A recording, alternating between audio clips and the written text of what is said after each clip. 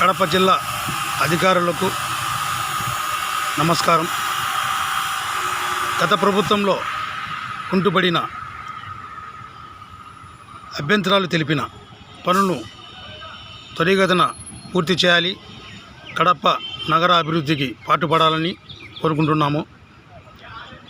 కుంటుపడిన అభ్యంతరాలు రాజకీయ నాయకుల అభ్యంతరాలు, ప్రజల అభ్యంతరాలు కాదు, రాజకీయ నాయకుల అభ్యంతరాలు.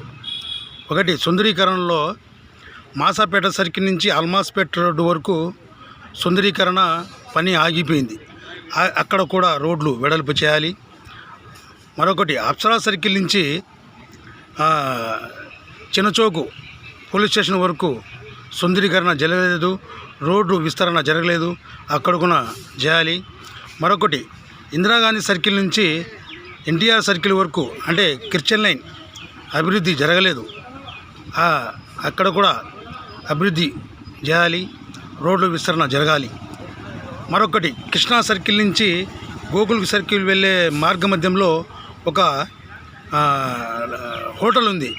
ఆ హోటలు సగం రోడ్డు మీదకి వచ్చి ఉన్నది భాగం, దానికి కూడా సుందరీకరణలో భాగంగా దానికి పైన కూడా చర్యలు తీసుకోవాలని కడప ప్రజలు కోరుకుంటున్నారు.